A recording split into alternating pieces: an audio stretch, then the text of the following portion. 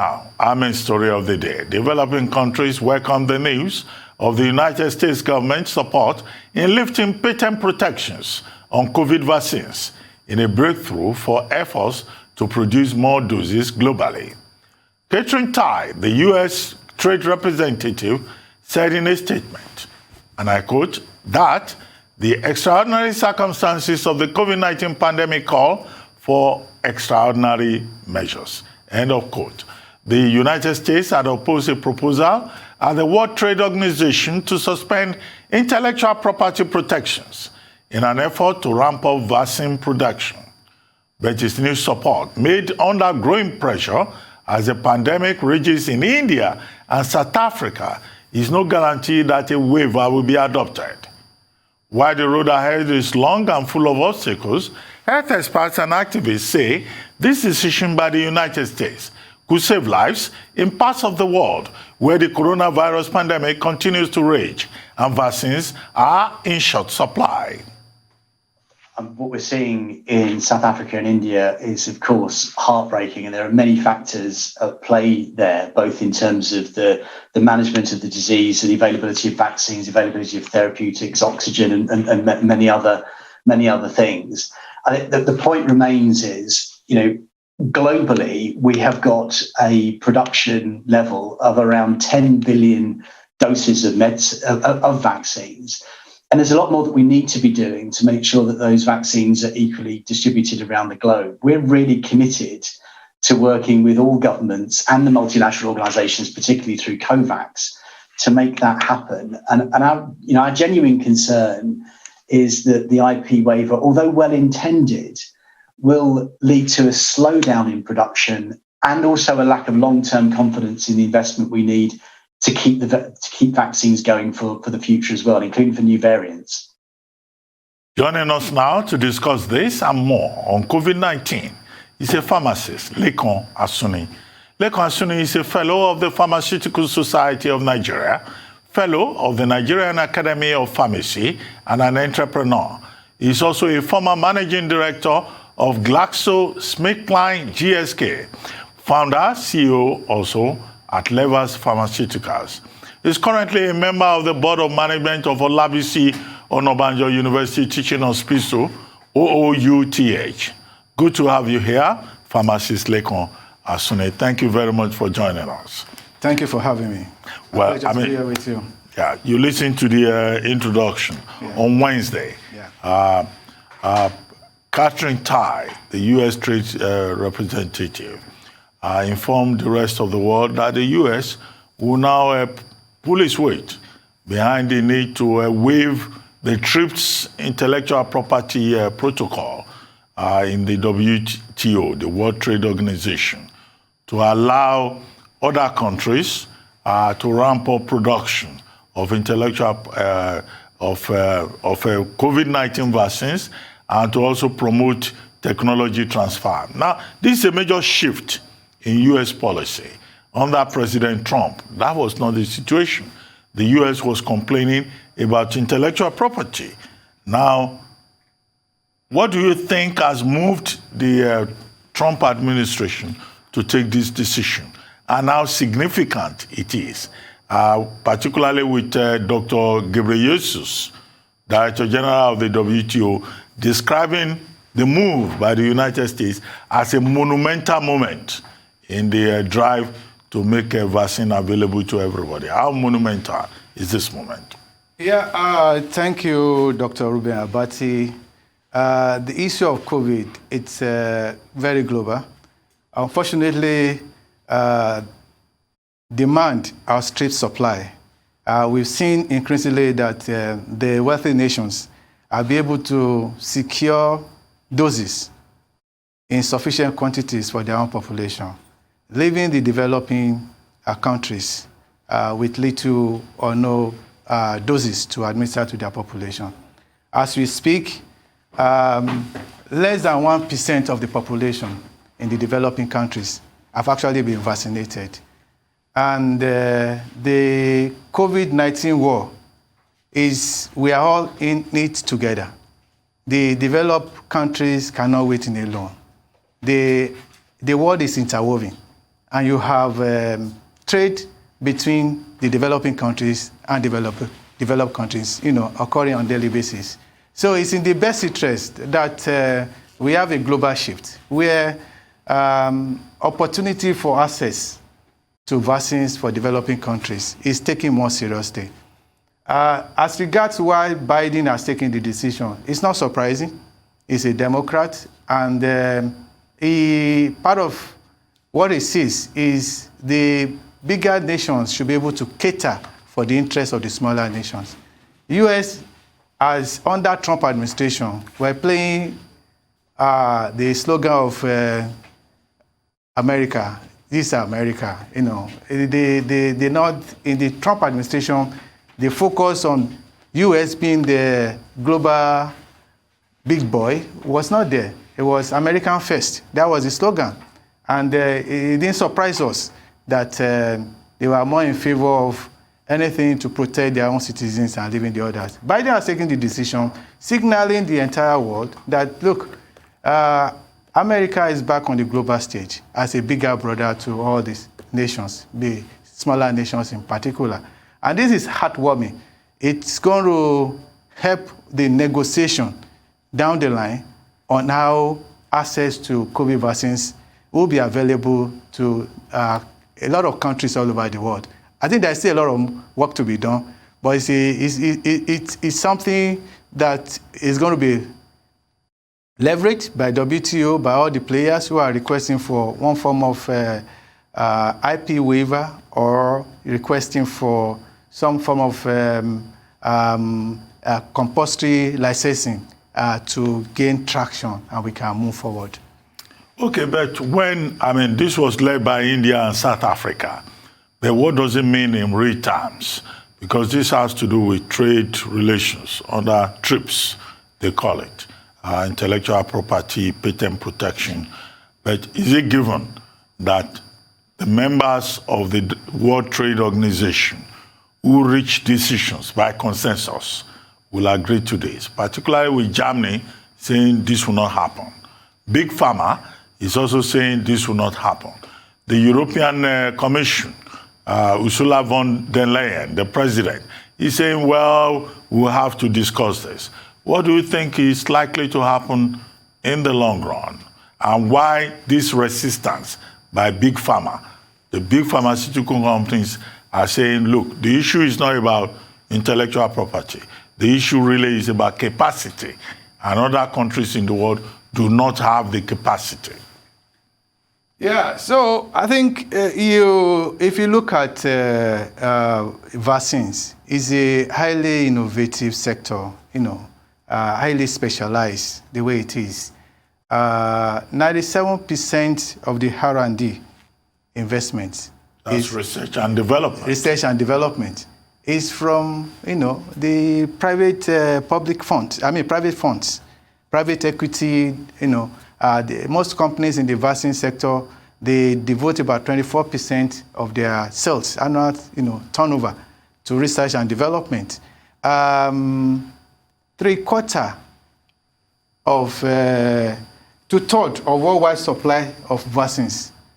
Of all the worldwide vaccines, it's supplied to United Nations, to humanitarian bodies. 3/4 of expertise and innovations happening, workforce, is in Europe. The footprint of vaccine manufacturers is in Europe, largely. So when you look Not in India? India has the largest vaccine manufacturing companies in the world. They have in terms of volume. I'll come to that. They have in terms of volume. But the actual R&D expertise and some of the production facilities are largely based in Europe and the West. So when you talk about TRIPS, the TRIPS, as you rightly put it, is trade-related aspect of intellectual property, and it tends to harmonize all issues relating to patent protection and standardization of how enforcement of infringement across most countries that are signed to WTO. And there was one that was, finally harmonized in 1994. But in that, you have section Article 31. Under Article 31, the proponent of compulsory licensure or IP waiver are coming under this particular, article. And that article gives countries, in cases of, pandemic as we are, where there is ordinary public health needs, and there is real danger and threat to the country or a particular country, it gives the right to the country to waive the intellectual property of a patent holder and allow a domestic or domestic manufacturers to manufacture that product. But this is actually confined to just the domestic needs. Because let's take instance Nigeria. If the product is registered with NAFDAC, the government of Nigeria may say, and you have the patent license in Nigeria, government of Nigeria may decide for this particular vaccine, we are opening it up for local manufacturers to do and all that. So that's the proponent of that. And against all that, it's also seen that not all countries we have the capacity to manufacture. And that comes to the issue of industrial capacity. The current vaccines that we have, they are new. No information about them in the public place. They are messenger RNA. They are quite different from the pathway and the mode of action of the traditional vaccines. So the information are not readily available. So we still need the battle of know-how, even when we win the war of compulsory licensure. So what we see along the line is that we compromise. I think people are advocating that if the patent holders have value for whatever investment they've made, that is, the patent is not taken away from them, there is a fair value paid for IP rights or pay as royalty for making the products available to people of developing countries or less privileged countries. And that will only take place, again, under another negotiation, because ideally, waiver of IP rights or compulsory licensing comes only within a domestic market. That means only within the confine of a particular geography, you open it up and you make the products available. But part of that negotiation that's likely to happen is an opportunity for countries with low-cost manufacturing, cost structure, can be entrusted or can be the technology can be transferred to them, and they can produce in huge volumes and export in form of a generic, different from the standard pack that's been distributed in other markets, to be made available to the countries where they don't have the capacity to manufacture, and the cost of acquiring these vaccines is quite exorbitant to them. Well, but you worked with GSK, yeah, right?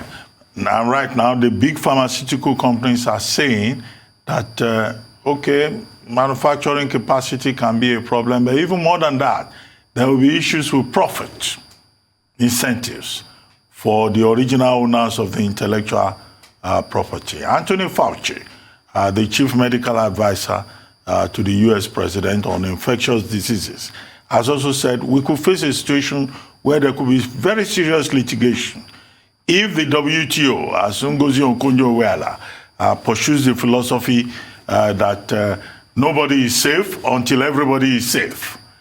So what do you think? Profit. This is about profit in the face of vaccine equity, which is what the WHO is preaching.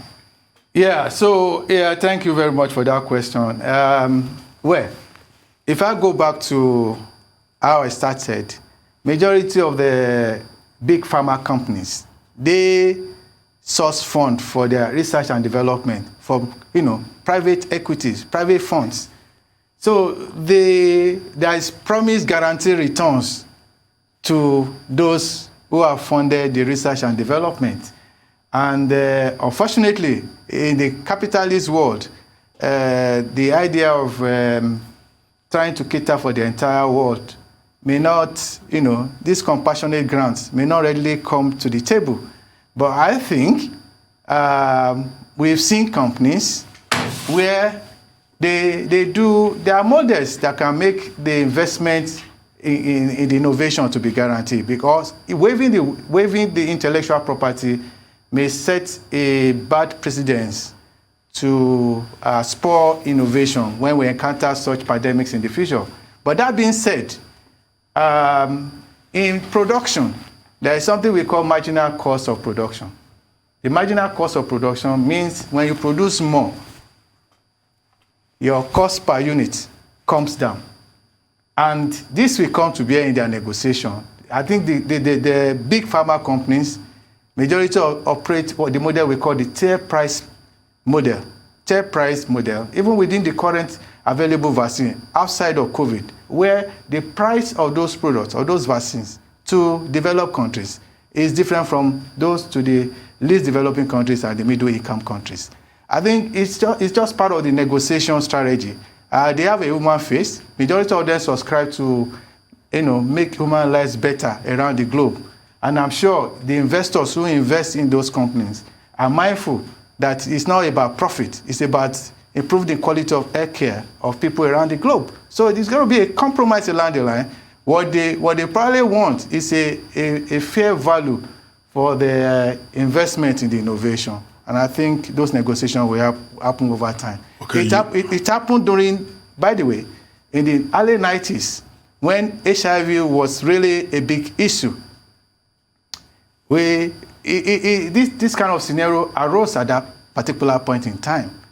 And after so many backlashes, and the industry came to realization that, look, everything is not about profit. It's about getting people around the world to have access, equitable access to medicines, especially for life-threatening situations like we have now. And during the HIV pandemic, they actually granted compulsory licensing to some companies to start producing. So they relaxed their patent rights, transfer technology, and make those products available. So you really believe that there is a possible middle ground? There is. I'm very hopeful there is a possible middle ground, and it's about negotiation, getting some value for what they've put into the research and development. Okay, but the people who push the argument that mass production will help to end the pandemic, do you think that that's a strong argument, that if there's technological transfer, there is a waiver of patents, and countries like Egypt, in fact, has an agreement already with, China to produce vaccines. The factory is in Belgium, however. You think that if there is mass production, that will help? Or we are facing a pandemic, as Chris Whitty, the chief medical officer of the United Kingdom, says, would be with us for a very long time. One thing we've seen is actually, based on the bodies of knowledge that we have today, we've seen that vaccination is helped to slow down hospital admissions. Hospitalizations is helped to slow down some of the very, very bad, outcomes of contracting COVID. So in most countries where vaccination has moved very far in the population, the coverage has moved far, as you have in the US, you have in certain part of Europe, you can see the death rates coming down, the hospitalization coming down, the ICU beds are being free, so less people having, coming down with, complications. So we live in the medical world. It's evidence-based. So from those evidence, we can see that actually there is a real correlation between making vaccine available, right, and reducing the impact of COVID in terms of deaths, in terms of hospitalizations and what have you. So, and the making large-scale production available, especially close to the population, we've further helps the logistic aspects of the vaccination program, making the vaccines readily available and getting to the hands of people where they need it. Okay, I mean, about Technology Innovation Organization, the BIO, as it is called, says the move to talk about waiver of a patent, and intellectual property rights is a dangerous precedent. The BIO says it is a myopic decision. And I ask the question, okay, fine. If you say it's a dangerous precedent, can we also ask the question about other ailments, other diseases, apart from COVID? Because there are other diseases on the basis of which nobody has talked about the waiver of intellectual property for the relevant vaccines. Yellow fever, some of those other tuberculosis and all of that. So why do you think COVID-19 is more important than yellow fever and tuberculosis? What is the rationale for it? Well, unfortunately, 10% of research and development investment in vaccines only goes for problems affecting 90% of the world population. So there is disproportionate allocation of resources. And why this has happened, it's because the big pharma will invest more in disease of countries where they are more affordable, right? So where the profit incentive is higher. It's high. Yeah, exactly. If you look at most of the developing countries, most of the vaccines and product supply there are subsidized by donor. They are almost free. And that's one of the factors we come to that why even to set up a viable vaccines factory in Africa, we need to be considered. The financial viability, needs to be considered because if we still rely on donor, there can't be a good business case for that. So the COVID has taken, priority or preference over these other ones because it's cutting across both developing countries and developed worlds. And clearly, you can see the developed countries, because of their financial muscle, they'll be able to secure more doses than the developing countries. The focus on research and development has gained traction because the companies are aware that when they make these products, the wealthier countries are likely to patronize or will patronize, and they'll be able to recoup their investment. So yeah, it's a big dilemma, the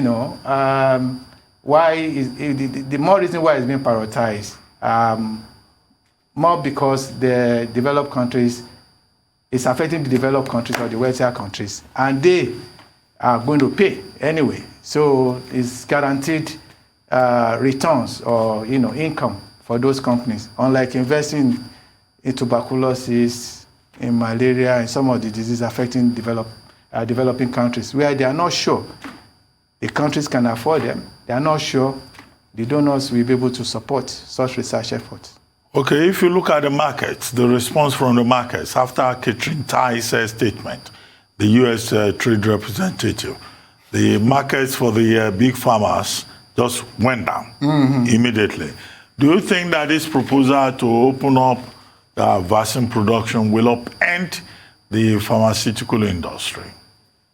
Yeah, it went down. The stock went down because based on the fundamentals at hand. The fundamentals at hand will have been, those companies have made forecasts. With this trend, we are likely to declare this profit. But, they'll still make those profits. They'll still, make those profits. They'll still make those profits. But it's going to be a bit less than what they imagine. More so, with the compulsory licensure, that means they will be unable to sell at the current price under whatever model to a larger part of the population where they will need it in the least developing and developing countries. So that's why it's momentary. I think with time, when they revise their forecast, they remodel their their operation, and they can see what volume can come from these other countries and now what price points. I think it's going to augment their income and things will come back on track. Okay, the whole talk projected by WHO, the COVAX Alliance, and Gavi, and other groups is vaccine equity. Mm-hmm. And the whole idea is that, as I said earlier, and as articulated by Dr. Ngozi Okonjo-Iweala of the World Trade Organization, that nobody is safe until everybody is safe. So that's the whole philosophy behind vaccine equity. And as Dr. Tedros Ghebreyesus, DG of the WHO, has pointed out, if you look at the map, the developed countries of the world, they are at an advantage. The low and middle income countries just have about 1.0% in terms of vaccine penetration. Do you think that this ideological point about vaccine equity for public good, for global good, do you think is achievable, given the global dynamics? Yeah, I think there are different dimensions to solving the present COVID pandemic. Vaccine equity on one hand, this campaign by everybody, no one is safe except everybody is safe. I think it's a very compelling moral suasion to the big pharma to see, and for the developed country to see that, look, the whole world is a global village. We're all intertwined in supply chain, in various aspects of trade and commerce, in every aspect of life. And one part of the globe cannot be totally isolated from the other. Yeah, you have people who commute from one region to the other on regular basis. And if people in the region where they are coming from are not fully covered, and that means the whole world, they could transmit. Even when US or Europe is fully free of COVID, it could still be transmitted from the least developing countries, the middle income countries, to the developed world because of trade and commerce and what have you. So it's a moral situation for the decision makers, the global stakeholders, to see that we are all into this together. Nobody is safe until everybody is safe. That's number one step. That could help to shift ground on the part of even the investors in the big pharma to say, oh, I think we've had decent profit from this. We can open this up because our commitment in investing in the healthcare industry is about catering for the health of everybody around the world, although there will be returns. So it will move the argument from focus on profitability to more of let's open up the access and make people around the world to have access to the vaccines. But as I mentioned earlier, the new vaccines, even when you open up the access, you waive intellectual property or there is compulsory licensing, there are new vaccines. There is still a gap. Every state gap, most people, even the big pharma, about the industrial capacity. Industrial capacity is about ability to manufacture this. These vaccines are new. The information about them are not readily available. So the inputs, the raw ingredients to make them, still have to come from the so-called innovators. It can't be readily made. They're going to be very, very expensive. Some of those processes are even patented across several countries. Okay. Now that you talk about industrial capacity, I mean, for many years we were managing director, CEO of GSK in Nigeria. You were involved in the vaccine project in Nigeria. Now, here in Nigeria, do we have the industrial capacity? Let us assume that the WTO gets the consensus to say, okay, now every country can run with vaccine production for COVID-19. Do we have the capacity here? Do we have any vaccine development program in Nigeria? Do we have the expertise? Yeah, I think I will start with the end in mind. I think this pandemic provides an opportunity for us to develop or fine-tune and focus on a clear roadmap. There has been so many moving parts towards self-sufficiency in medicines, including local vaccine production in Nigeria for so many years. Nigeria used to produce yellow fever vaccines a very long time. We used to have a factory that produces yellow fever vaccine, but we soon lost that when the factory, got moribund and, the staff were laid off. But the vaccine, that company, that facility was handed over to May and Baker. What happened? It was handed to May and Baker on paper.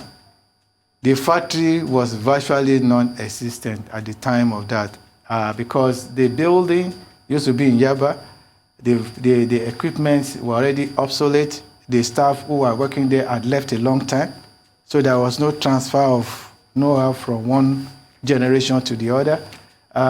They tested the quality of water in that particular area, and they discovered that it wasn't fit for purpose to commence anything. So basically, they have to start from the scratch, look for a new site, start a brand new factory to do that.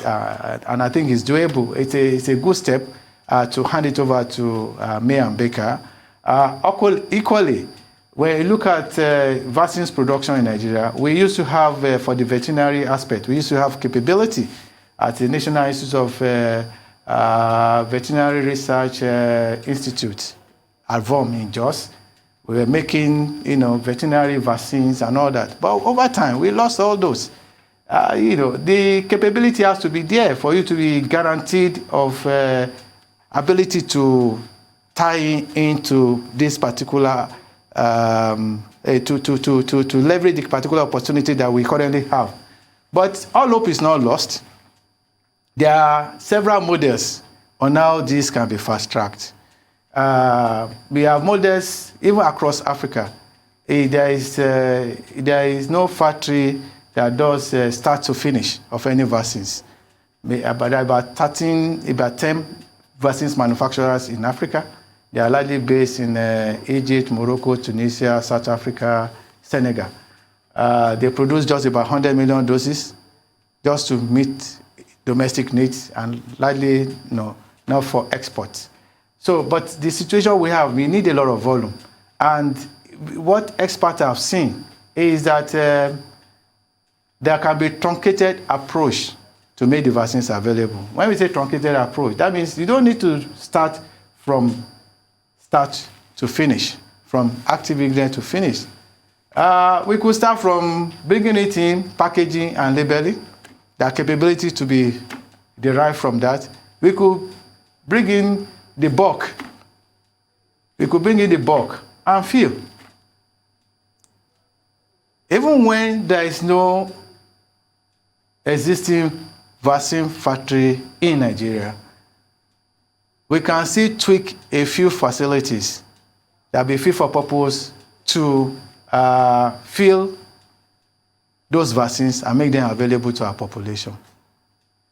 Okay, but as somebody in the industry, what's your assessment of how government is thinking along those lines for the future, beyond getting donations from the Gavi Alliance, getting donations from the AU AVATT initiative, and hoping that China will also donate something. What's your assessment?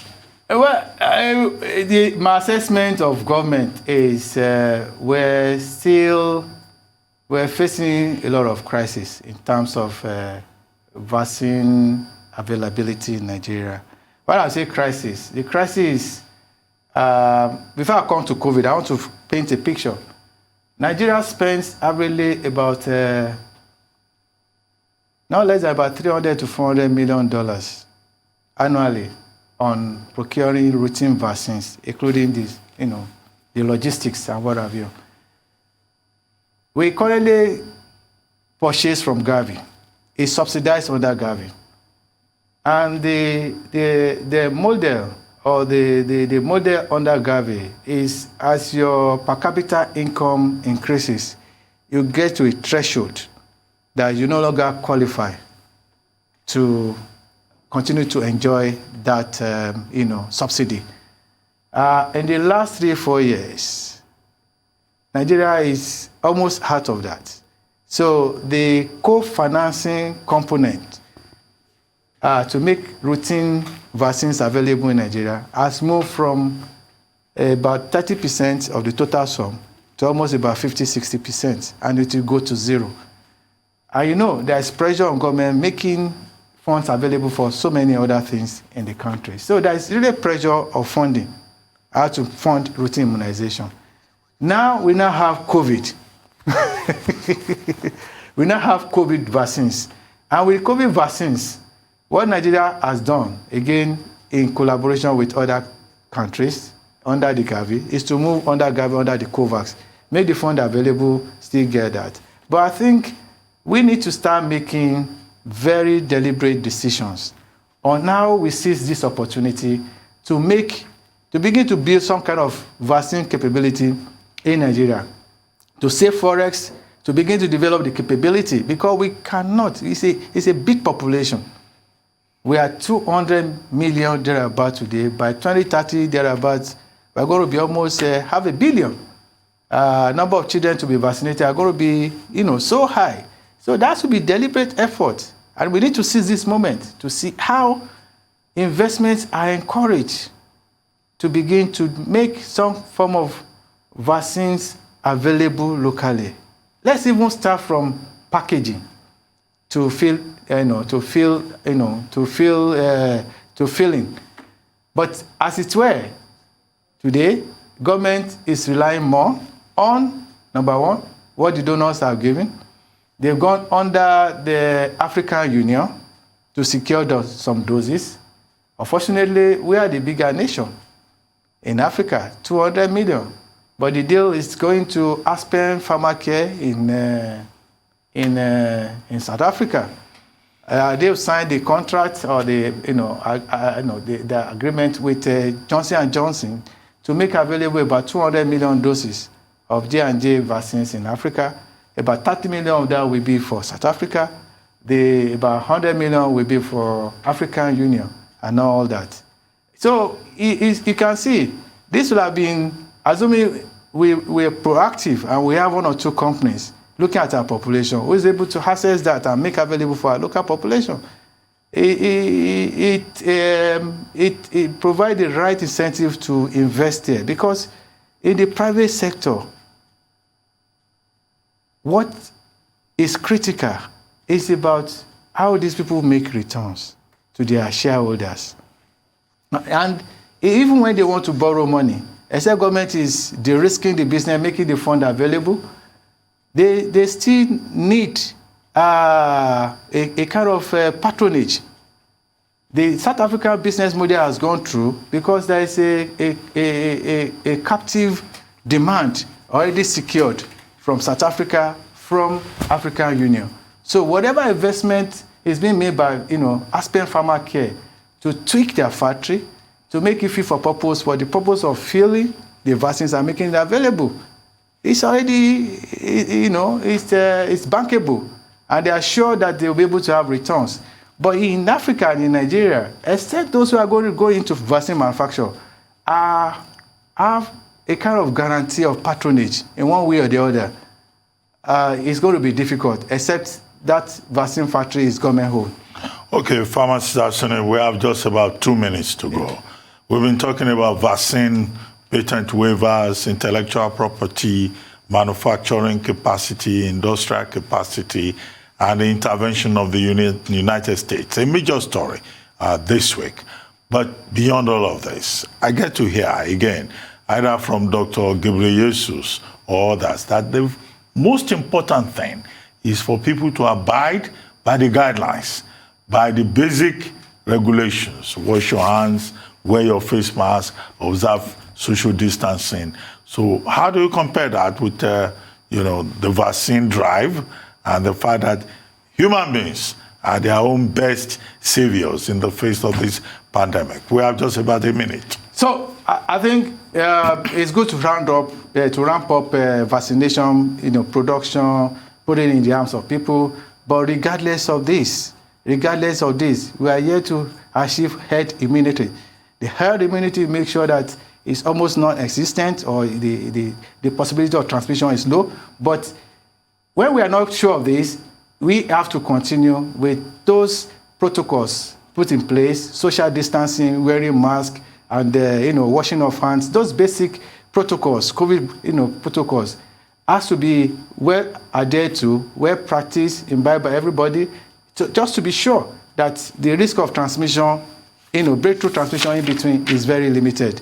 And that will complement whatever vaccination production or vaccination efforts is being implemented by the various countries. And we'll be good at the end of the day. Well, thank you very much, pharmacist Lekan Asuni, fellow of the Pharmaceutical Society of Nigeria, former managing director, CEO of GSK Pharmaceuticals in Nigeria, and a member of the Olabisi Onabanjo Teaching Hospital OUTH board. Thank you very much. Good to have you here.